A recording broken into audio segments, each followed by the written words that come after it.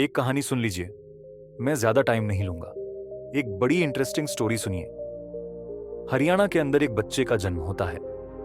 उससे पहले परिवार में 3 बहनें थीं, यानी वह चौथा बच्चा था। 3 बहनें और एक भाई। उसके पिताजी एयरफोर्स में नौकरी करते थे। सब कुछ बढ़िया चल रहा था।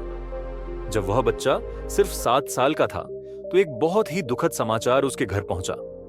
उसके पिता, जो एयरफोर्स में थे, उनकी किसी बीमारी के चलते मृत्यु हो गई। 7 साल की उम्र में ही उस बच्चे ने अपने पिता को खो दिया।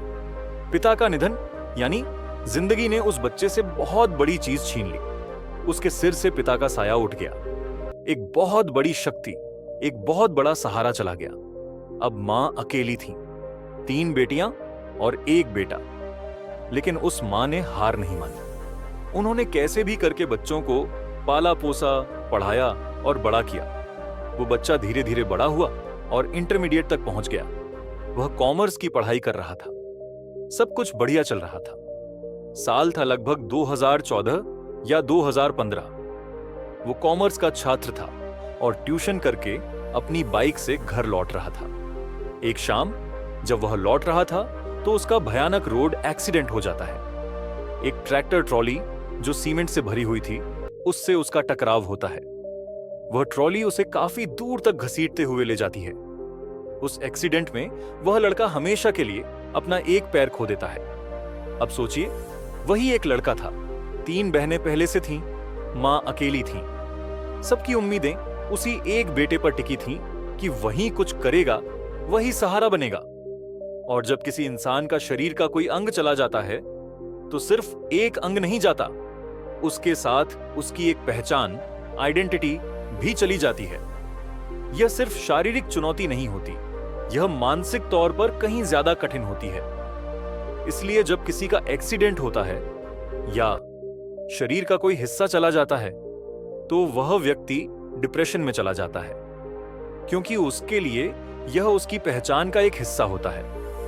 जब उस लड़के का पैर चला जाता है और वह अस्पताल के बिस्तर पर पड़ा होता है तो उसकी मां हर पल उसके पास बैठकर रोती रहती है। लेकिन वह लड़का अपनी मां को देखकर कहता है, मां, तुम रो मत, मैं तुम्हें जिंदगी की हर खुशी लाकर दूंगा। हरियाणा का वो बच्चा उस समय अस्पताल के बेड पर होता है और वहीं से वह अपनी मां को समझाता है, मां, तुम रो मत, मैं तुम्हें जिंदगी की हर खुशी लाकर दूंगा। इसके बाद आगे चलकर साल 2016 में वह पुणे जाता है। वहां उसका एक एस्थेटिक लेग यानी नकली पैर लगाया जाता है। नकली पैर लगवाने के बाद वह सोचता है, अब मुझे जिंदगी में करना क्या है। और फिर वह चुनता है स्पोर्ट्स को, खेल को। खेल में भी जैवलिन थ्रो, भाला फेंक को। आप जानते ही हैं, आजकल पेरिस ओलंपिक भी चल रहे हैं और जैवलिन थ्रो बहुत चर्चित खेल है। वह मेहनत करना शुरू कर देता है। 2018 में वह पहली बार एक प्रतियोगिता में हिस्सा लेता है जहां वह 5वें नंबर पर आता है। फिर 2019 में एशिया लेवल की प्रतियोगिता होती है, वहां वह सिल्वर मेडल लेकर आता है। इसके बाद पैरालंपिक की वर्ल्ड चैंपियनशिप होती है, वहां से भी वह सिल्वर मेडल जीत कर आता है। और फिर आता है 2020 का टोक्यो ओलंपिक, वहां वह भारत के लिए गोल्ड मेडल जीतता है। उस लड़के का नाम है सुमित अंतिल, जिसके साथ एक बड़ा हादसा हुआ था जिससे जिंदगी ने उसका एक पैर छीन लिया था। लेकिन उसने उस चुनौती को स्वीकार किया, हार नहीं मानी और भारत के लिए गोल्ड मेडल जीत कर लाया। और आज ईश्वर ने हमें सब कुछ अच्छा दिया है। अच्छे माता पिता, अच्छा शहर, अच्छी कोचिंग, अच्छे गुरु, हर चीज बढ़िया व्यवस्था में मिली है। और फिर भी अगर हम मेहनत ना करें तो अब सवाल उठता है। अब तो साहब, सवाल ये नहीं है कि आप देश के लिए तो बहुत बड़ा सोचना कि मैं देश के लिए कुछ बड़ा कर पाऊंगा या समाज के लिए कुछ कर पाऊंगा। पहले तो आप अपने लिए ईमानदार हो जाओ कि मैं खुद को बढ़िया बना लूंगा, जैसा हूं वैसा बना रहूंगा, खुद को बदल दूंगा। इस पैटर्न में आकर अगर मैं आइडियलाइज्ड बनूं तो मैं अपनी पढ़ाई को, अपनी चीजों को आगे लेकर जाऊं, कुछ अच्छा करूं। आप पिछले देखिए और आपके पास बहुत टाइम नहीं होता। जब इंसान पढ़ाई कर लेता है तब पछतावा होता है साहब। अभी नहीं होगा, बाद में होगा। वक्त गुजरने के बाद ही वक्त के गुजरने का एहसास होता है। जब मौका चला जाता है तब आपको लगता है यह मौका बहुत बड़ा था। तो जब जिंदगी आपसे मौका छीन लेगी तब आपको लगेगा कि मुझे उस समय पढ़ना चाहिए था। और किसी का भी पीछा करते रहोगे तो साहब वो जिंदगी में नहीं मिलेगा। जब आप जिंदगी में खुद पर मेहनत करेंगे, एक दिन दुनिया आपका पीछा करेगी। आप जहां भी जाएंगे लोग आपसे मिलना चाहेंगे। Right? People want to meet you, people want to see you, people want to have clicks, photos with you. ये सब अब all about working on your self है। जब आदमी खुद पे मेहनत करता है तो साहब जो चीजें उसे नहीं भी मिलनी थी वो भी मिल जाती हैं। जिसको नहीं भी आना था वो भी आता है। It's all about working on your self. तो एक बात याद रखिएगा, आज आपके पास बहुत बड़ा टाइम भी नहीं होता। मुझे नहीं पता आप कैसे परिवार से इधर आए हैं और क्या आपके पिताजी और मां की उम्मीदें हैं, लेकिन मुझे इतना पता है कि भारत का, बिहार का जो एक पिता होता है, उसकी उम्र अगर 50-60 साल है या 55 साल है तो वह 12 घंटे काम कर रहा होता है साहब। आपके पिताजी 12 घंटे मेहनत कर रहे होंगे। अगर मेरे पिता 12 घंटे मेहनत कर रहे हैं और मैं 12 घंटे सोऊं तो दोनों चीजें सही नहीं हैं साहब। आपके पिताजी 12 घंटे काम कर रहे हैं ताकि आपको कोई तकलीफ ना हो, आपको कोई कष्ट ना हो, आपको कोई परेशानी ना हो। और वही बच्चा आके यहां 12 घंटे सोए या 14 घंटे सोए, काम न करे, मेहनत न करे, यह बेईमानी है।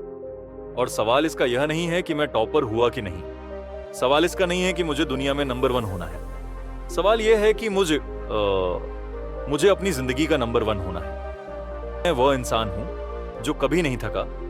मैं नंबर 1 हूं। अगर मेरी उम्र 20 साल है तो 20 साल का नंबर 1 आदमी मैं हूं। अगर 21 साल है तो 21 साल में मैं नंबर 1 हूं। और अगर मैं यह भी नहीं कर पा रहा तो मैं बहुत पीछे हूं। जमाने में कंपटीशन बहुत ज्यादा है। अगर आपको कंपटीशन करना है, आगे आना है, तो आपको कभी ना कभी तो ईमानदार होना होगा साहब। अगर आप ईमानदारी नहीं लेकर आए तो यहां पर एक ही लाइन है, भैया नेस्टी इज द बेस्ट पॉलिसी। हर जगह honesty is the best policy होती है, लेकिन यह नेस्टी इतनी महंगी चीज है कि आप सस्ते लोगों से इसकी उम्मीद ही नहीं कर सकते। This is so costly, this is so priceless. आप कितने ईमानदार हैं अपने एफर्ट्स में, यह देख लीजिएगा कि आपकी ईमानदारी कितनी है। लास्ट में एक बात बताता हूं। 2007 में एक आदमी ने दुनिया के सामने आकर यह कहना शुरू किया, दुनिया की मीडिया को, कि मैं 2008 की ओलंपिक में वर्ल्ड रिकॉर्ड बनाऊंगा और 36 साल पुराना रिकॉर्ड तोड़ दूंगा। 36 साल पहले एक रिकॉर्ड बना था जब एक आदमी ने 7 गोल्ड मेडल जीते थे एक ही ओलंपिक में। तो उसने कहा कि 2008 की बीजिंग ओलंपिक में मैं 8 गोल्ड मेडल जीतूंगा। और साथ में उसने बोलना शुरू कर दिया दुनिया की मीडिया के साथ। तो मीडिया ने समझा ये बड़ा एरोगेंट है, बड़ा घमंडी आदमी है, राइट? कैसे तोड़ेगा? और 8 गोल्ड मेडल, क्या मजाक है। एक देश तो 8 मेडल नहीं जीत पाता और एक आदमी 8 गोल्ड मेडल एक ही ओलंपिक में। और ये सब हुआ 2008 की बीजिंग ओलंपिक से लगभग 11 महीने पहले। शायद उसकी कलाई की हड्डी टूट गई थी और वह तैराक था, यानी स्विमर था। डॉक्टर ने कहा कि 14 दिन आपको पानी से बाहर रहना होगा, नहाना है। और उनका कहना था कि अगर एक एथलीट जो तैरता है वह एक दिन पानी में नहीं जाता तो उसका शरीर 2 दिन पीछे हो जाता है, यानी 2 दिन वह पीछे चला जाएगा। तो 14 दिनों तक उसने क्या किया? स्टेशनरी बाइक आती है, आपने जिम में देखा होगा, जहां लोग बैठ के बाइक चलाते हैं। वह 3 घंटे बाइक चलाता था, 3 घंटे लगातार 14 दिन तक, ताकि उसकी एंड्योरेंस लेवल बनी रहे शरीर की। और 14 दिन के बाद वह फिर से पानी में आता है। ओलंपिक होती है बीजिंग ओलंपिक। बीजिंग ओलंपिक में एक आदमी ओलंपिक का 36 साल पुराना रिकॉर्ड तोड़ता है और एक ही ओलंपिक में 8 गोल्ड मेडल जीतता है और माइकल फेल्प का जन्म होता है। दुनिया जानती है माइकल फेल्प के बारे में। तो माइकल फेल्प से पूछा गया आपने ये कैसे कर दिया? How did you make this possible? 33 साल से कोई रिकॉर्ड टिका था, उसमें दम होगा साहब। 33 साल दुनिया में कोई रिकॉर्ड ना टूटा, दम होगा साहब उसमें। और 33 साल के बाद कोई आदमी आके तोड़ देता है। और 1 साल पहले बोल के, मैं तोड़ूंगा, 1 साल पहले बोल के आऊंगा 8 गोल्ड मेडल। अरे भैया, बहुत बड़ी बात है। इधर तो आदमी जल्दी बोल नहीं पाता कि एग्जाम निकाल दूंगा, कथा देखेंगे, बोल नहीं पाता। मैं अंग्रेजी बोल लूंगा, सोचेंगे भयो वो आदमी बोल रहा है आज गोल्ड मेडल लेकर आऊंगा। क्यों? उससे पूछा, आपने किया क्या? तो उसने कहा, मैंने 4 साल तक। अब गौर से सुनिएगा, राइट? इससे पता चल जाएगा कि आप जिंदगी में जाएंगे कहां। देखिए, सबकी अपनी जिंदगी है, सबके अपने मां बाप हैं, सबका अपना परिवार है। देश क्या बदलेगा?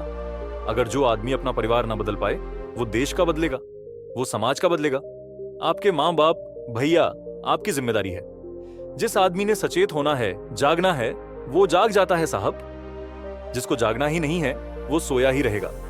सवाल इसका नहीं है कि आज तक आप क्या थे, सवाल इसका है कि आज के बाद आप क्या बनेंगे। सवाल इसका नहीं है कि आज तक मैंने क्या गलतियां की, सवाल इसका है कि आज के बाद गलतियां छोड़ूंगा कि नहीं। सवाल इसका ही नहीं है कि आज तक मैं कैसा आदमी था, सवाल इसका है कि आज के बाद बनना क्या चाहता हूं। कभी भी आदमी जागता है, कहीं से जागता है, कहीं से सुधरता है। उसकी शुरुआत कहीं से भी हो सकती है। सवाल इसका है कि आज के बाद भी आपको वैसा ही रहना है जैसे रह गए आप आज तक, वैसे वैसे ही आगे भी रहना, या आप कुछ बदलेंगे। अपने आप को, आपकी जिंदगी, आपके मां बाप आप जाने, आपके भाई बहन आप जाने। जिसको जो करना है करता है साहब। आप पटना है, सब नहीं आए, यह मौका आपको बार बार जीवन में नहीं मिलेगा, ये याद रखिएगा। अब एक बात समझिए, उससे पूछा गया तो उसने कहा, 6 साल। गौर से सुनिए, कान खोल के दिमाग खोलिए। कहा कि 4 साल तक बिना एक दिन छुट्टी लिए। जब अमेरिका में 25 दिसंबर को पूरा अमेरिका छुट्टी मनाता था, उस दिन भी, यानी क्रिसमस के दिन भी, उस 25 दिसंबर को भी मैं अकेला प्रैक्टिस करता था। 10 से 12 घंटे पानी में रहता था और तैरता था। 4 साल बिना एक दिन छुट्टी लिए। फिर से सुनिए, 4 साल बिना एक दिन छुट्टी लिए, और मैं एक एक दिन 12 घंटे पानी में था। 4 साल बिना एक दिन छुट्टी ली। अगर आप और मैं एक दिन में क्या जाता है? अरे मैं 364 दिन काम कर रहा हूं, एक दिन ना भी करूं तो क्या जाता है? हम तो यही सोचेंगे ना। वो कह रहा है कि क्रिसमस के दिन अमेरिका छुट्टी मनाता था, मैं पानी में रहता था, मैं प्रैक्टिस करता था। 4 साल बिना एक दिन छुट्टी लिए। आपको बात समझ में आ रही है? 4 साल बिना एक दिन छुट्टी ली। गरीब आदमी वो होता है जिसे छुट्टी बहुत चाहिए। जिसको बहुत छुट्टी चाहिए ना, गरीब आदमी, असफल आदमी को छुट्टी चाहिए, असफल आदमी को आराम चाहिए।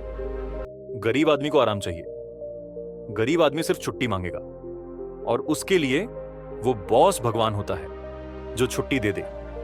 जिस आदमी को रिकॉर्ड बनाना हो, जिस आदमी को लेजेंड बनना होता है ना साहब, उसको छोटी छोटी चीजों से नफरत होती है, राइट? उसको आराम से नफरत होती है, उसको काम चाहिए साहब, उसको वो प्रैक्टिस चाहिए। और याद रखिए, चैंपियन खेल में नहीं बनते, चैंपियन मैदान में नहीं बनते। चैंपियन मैदान में उतरने से पहले बन जाते हैं। चैंपियन मैदान में पैदा नहीं होते साहब, चैंपियन अभ्यास में पैदा हो जाते हैं। 2008 में जब माइकल फेल्प्स ने बीजिंग ओलंपिक में 8 गोल्ड मेडल जीते, उससे पहले बोल दिया था, वो 7 में बोल रहा था, मैं जीतूंगा 8 में। तो दुनिया ने देखा 7 में, तो वो जानता था कि मैं बन रहा हूं। दुनिया ने 8 में देखा। मैदान में चैंपियन पैदा नहीं होते, चैंपियन खेल शुरू होने से पहले पैदा हो जाता है कि मैं चैंपियन हूं। खेल शुरू होने से पहले वो जानता है मैं खेल बदल दूंगा। वो जानता है मैं खेल में आऊंगा, सब कुछ बदल दूंगा। उसको पता होता है साहब, एग्जामिनेशन में बैठ के एग्जाम नहीं निकलता। जिसका एग्जाम निकलना होता है वो पहले जानता है कि मैं एग्जाम निकलूंगा। जिसको जिंदगी में आगे जाना होता है ना, वो अभ्यास में बता देता है कि मैं कहां जाऊंगा। राट। और 2007 में माइकल फेल्प ये बात क्यों बोल पाया? क्योंकि वह 4 साल में एक दिन छुट्टी नहीं लिया था। उसको पता था कि मैंने मेहनत की। और याद रखिएगा, अगर आप किसी को उपलब्धियों में हराना चाहते हैं तो सबसे पहले उसे मेहनत में हराना होता है, राइट? जब आप किसी को मेहनत में हरा सकेंगे तब आप उसको उपलब्धियों में भी हरा सकेंगे।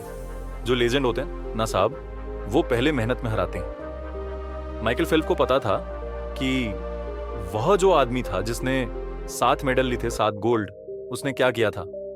तो माइकल फेल्प को पता चला कि वह 7 से 8 घंटे तैरता था रोज। तो माइकल फेल्प ने कितना तैरा?